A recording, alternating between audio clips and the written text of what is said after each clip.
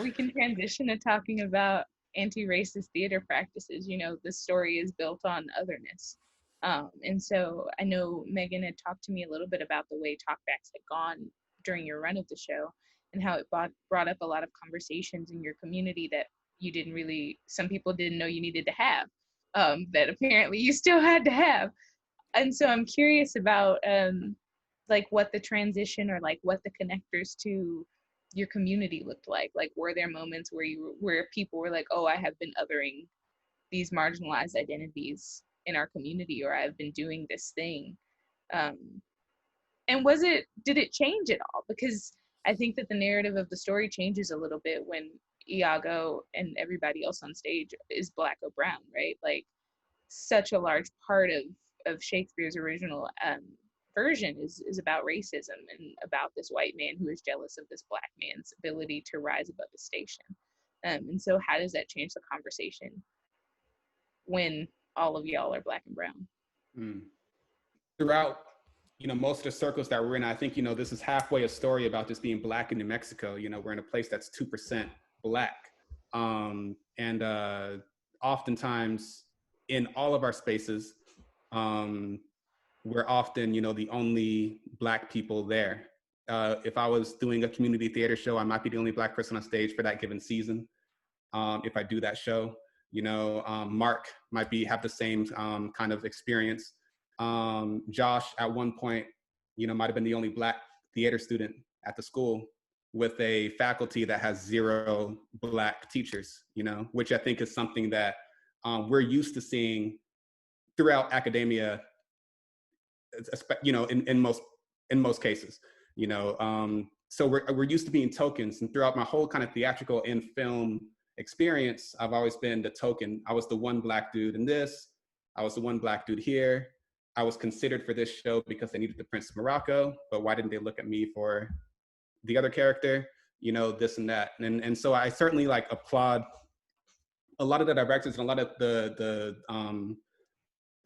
productions that have invited me personally, or created a space for me in that way, especially in the roles that had no kind of racial identity attached to it. Those have been really, really awesome. But this show was it was always thinking about why haven't Josh and I been in a play together? Because I think overall, we've gotten our accolades. This is before I knew Mark and Juan. We've kind of done pretty good stuff solo, or why haven't we been in the same position for a while, and just there's a lot of things behind that, from unconscious bias to just not understanding that that's something that's necessary. These are things that people just don't think about, but it's something that cats like us think about all the time, because ideally, what's that book, Why Are All the Black Kids Sitting Together in the Cafeteria? No matter what, we want to feel that sense of solidarity because we know exactly what it feels like to be alone. Yeah, because we're the only people alone. So I'm gonna reach out to Josh because it's oh, yo, he's the other black actor. So we gotta be cool. Even though our first time talking to each other wasn't so amicable, but we worked that out. So just being on stage though felt like a very powerful moment. And that was a statement in itself. The fact that this was something that went down and something that I had never seen personally in my kind of career as an actor in this area, between El Paso and Albuquerque. This was something that I've never seen, so just the fact that we could do that, although, it was a rap show, so maybe we can do it on something that doesn't have urban stereotypes, next time. But it was a great transition, I believe, to kind of open up people's eyes to the fact that this is dope, this is cool and all together, and it's solid. People dig this. This is the thought. This is possible. Let's do it another show. And you talk about that sense of black people having a double-mindedness. You're always aware of when you walk in a room that you are the only black person. You know what I mean? And talk about feeling like a other my whole life. You know what I mean? Especially in theater, a black straight male, Christian male. You know what I mean? Being I'm other. And from middle school to high school to even being at NMSU, I did 9+ shows in the season none of those shows were made for a black character. None of those shows were made for a person like me. You know what I mean? Leslie Odom talks about that translation, you know what I mean, in our town not truly being my town. You know, and I had a similar situation of somebody wanted me to read George for our town. I'll come audition and I'm reading this and it's like, you know, golly gee willikers. And I'm like, yo, this isn't me. Like, I don't want to do this. You know what I'm saying? And the first time I had no black work. Like, I didn't even read black plays until I got to graduate school. You know what I'm saying? And I got the chance to play Asadai in Raisin in the Sun, and had like a spiritual experience to actually have some work that I didn't have to translate to. You know what I mean? That fit with me. And then come to find out that I'm part Nigerian. No wonder why it's like a spiritual connection. You know what I'm saying? But I do believe, like Julian was saying, like, your existence is resistance within itself. You know what I mean? I think one of my proudest moments was being on that stage and holding my brother's hands and bowing and being like, yo, we did that. You know what I mean? Like, we sold a Shakespeare rap show in Las Cruces, New Mexico. And we did that, you know? And just being there on stage with them was one of the proudest moments for me. Yeah. And the otherness is it's a real thing. You know, I've dealt with otherness for my whole life. Like, I grew up in a town in Northern Illinois where there was a handful of black families. We all knew each other. The idea of theater or acting or anything like that was never, ever, ever, ever crossed into my mind frame, because anybody that did that, you know, that you were lame, you know, whatever, that's just, you know. So, and it didn't help that none of the things that they were doing were anything that I or any of my friends could relate to. So yeah, I didn't even think of it a possibility. I didn't even watch musicals or theater or plays or anything until years and years later. But now I'm in another town where, you know, there's a small. It's funny. It's a large minority population, but it's like a small, another small black population, which is We're fine. all in the chat right now. Right? You, Derek, and I make it up. But no, and so, and I get it, right? Like, a lot of the kind of the things that are going to be in your town are sort of reflective of the people who are there, right? And Las Cruces generally, you know, is we're so close to the border of Mexico. Obviously, there's a large Hispanic population, and there's a large white population, and a lot of people come here to retire from all over the country, and so a lot of the patrons, a lot of the people that are into theater and the performing arts are you know, fall into that demo. So there's just not a whole lot of demand, I think, or supply or demand for those kind of shows. But like Julian said, I mean, things like this happen incrementally, right? And something had to be the thing that happened first. Like, someone had to do it first, and maybe that's what this was. You know, this was to show that, hey, you can have shows, plays, musicals performed by and written by and by people of color, and it can attract a wide audience. It can turn people on to theater that they wouldn't have been turned on to before. It can and it can open people's eyes, and so and it's. I don't think it's a coincidence that we're having this talk back at this time in 2020, when a lot of us are being confronted with what can we do to be anti-racist or to deal with the problems in this country. And nothing is going to get solved overnight, and there's a lot of things that need to get addressed. And I feel like theater is one of those areas where maybe this is the time that we can use this opportunity to make real change and to make people kind of think about doing things a little bit differently, and to consider, hey, you know, let's give it a try, and so for me, I love the idea that you guys have done roles that aren't necessarily all for Black people, right? Like, I'm more interested in doing those kind of roles too, because I don't want to be pigeonholed or put into a box or whatever. But I also realize the importance of having stories told for people of color and by people of color, because it's going to educate people. It's going to introduce people to cultures and to ideas and to dialogue that they would have never been introduced to before. And that's how we resolve this problem. That's how we come together, is if we have to know each other. We have to be willing to know each other and to listen. And so maybe these stories can do that in our community and across the country.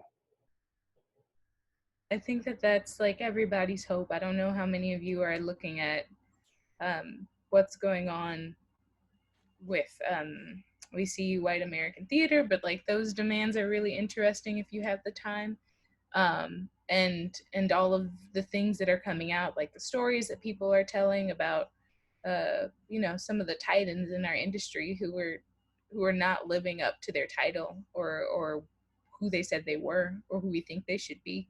And I think that everybody's hope is that we get better and further along in these conversations and increase color conscious casting and not colorblind casting. And also, to like Julian's point, do you have to call me in because you want this one character to be Black? And there's also all of these other conversations about like, if one character is a person of color or if they're explicitly stated to be a person of color in the casting breakdown, you know that nobody else of color is going to be in that cast. And like moving away from all of those things, moving away from the binary and moving a little bit more into the gray, I think is important for all of us. And I think that like prioritizing stories that exist outside of our own experience are something that we can definitely benefit from moving forward in this community and in other communities. I went to school in Oklahoma and it was bad. It was really bad. And I fought very hard because like, even for the most basic things, like a dialect class with no dialects from the African diaspora. And they look at you like you're stupid when you say, I would like to have dialects on my syllabus that I'm actually going to be able to utilize, because me learning a Russian dialect is not very useful. And nobody's doing Dancing at Lunasa enough to cast me for me to like warrant learning an Irish dialect. So like fight me on this. Like Amara, I had an interesting situation in a dialect class about, the African-American dialect. And these are like top speech, for actors, professors, and they're talking about my dialect like they know, like there's not a varied amount of African-American dialects, you know what I'm saying? Just like someone from Texas who's white is going to talk different from somebody in New York.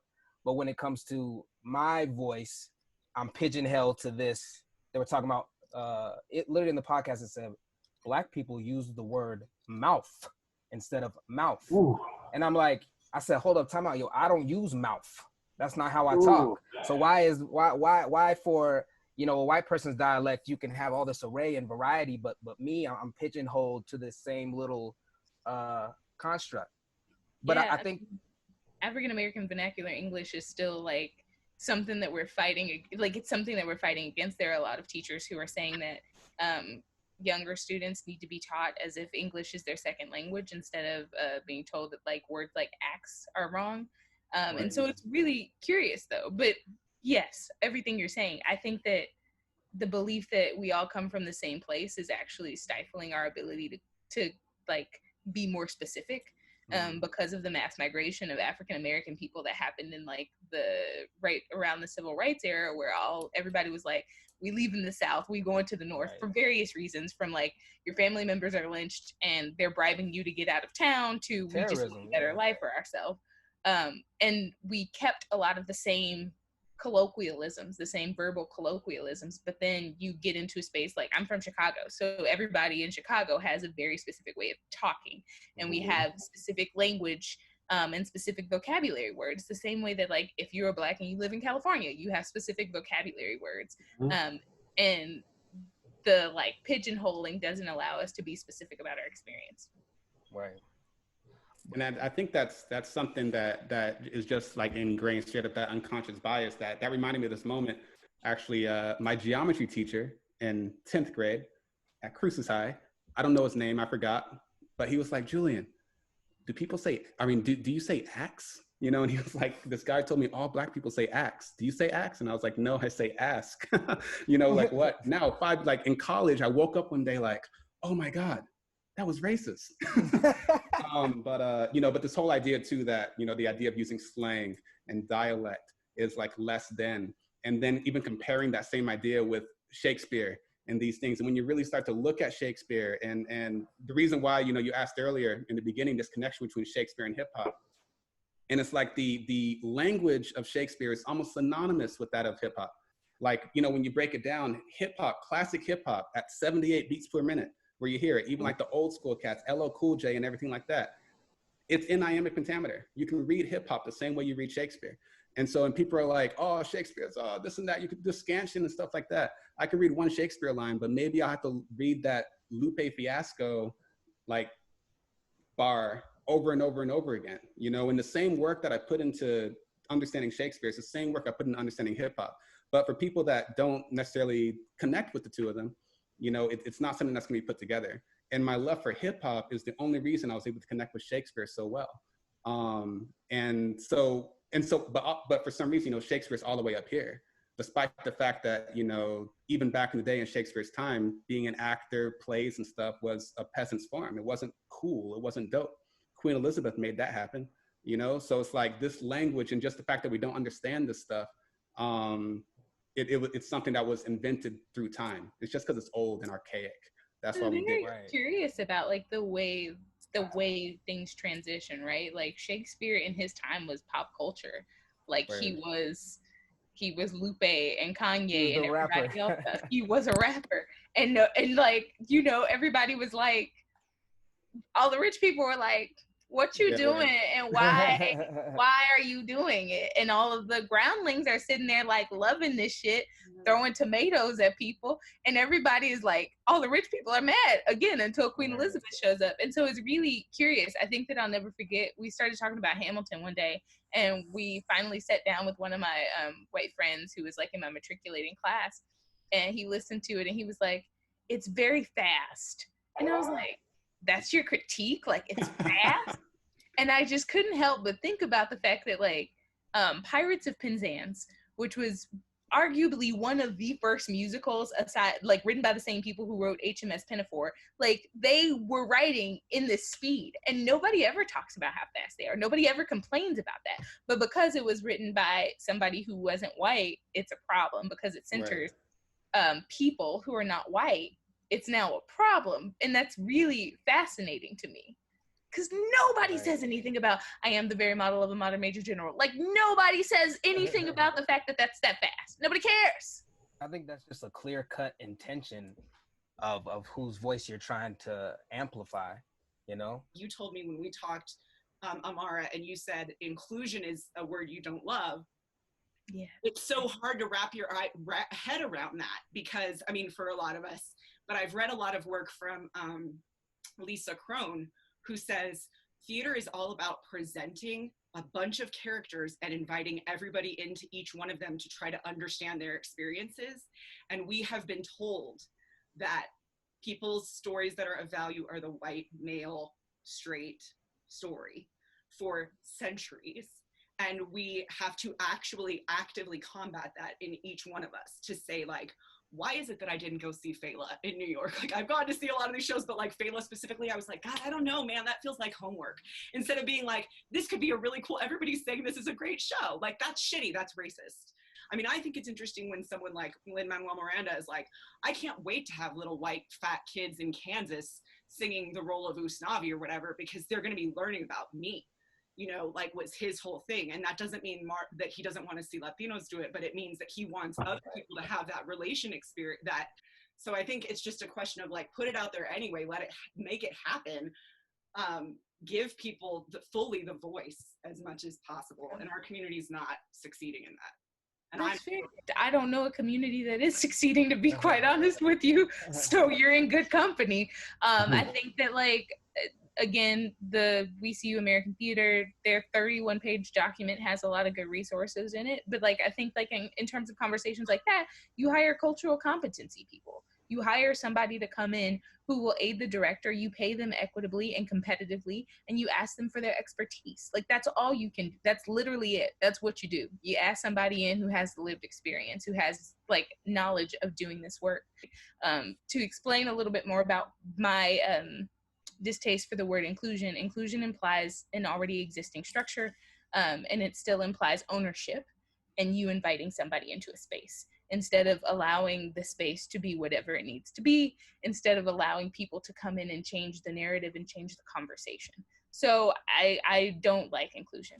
There's that on that. But the word, if you want to go further with that, the word allowing is even a problem. Like, I kept thinking about, like, I want to make sure you guys have the platform to converse, but then I'm like, well, then if I'm using the word allowing, that's like, you're welcome. Here's my, I'm letting you speak now. Like, that's. Yeah, I mean, it's very curious, and we are never going, like, language is consistently evolving, and I believe that, for the better, I hope. But it's definitely like, equity, diversity, and inclusion is not my favorite threesome. And also kind of piggybacking on this a little bit, where you're like, inclusion implies that the structure already exists. And that's certainly something that's baked into, I think, our DNA, especially like in a place like Cruises. So if magically, next season, you're like, okay, we'll do this play. We'll most likely not hear about it maybe, or because of the structure that already existed for so long. And I think that's why it's important to, be sure you reach out and start this conversation. It's not going to be overnight, where it's like, oh, actually, this is actually something that we want to do with integrity. And, we actually really want to just have these actors because, again, it's just something that happens, I think, organically with POC actors in town, the same way we all ended up in Othello because we all kind of knew each other. And it was just like, oh, yeah, here we are. This is who we're going to use. But that's just, but the same thing might be organic, if you invite maybe a Black director in or a Latinx director in, somebody kind of enhance that community because they're going to see these characters differently. And that's what might be the invitation as well. Yeah.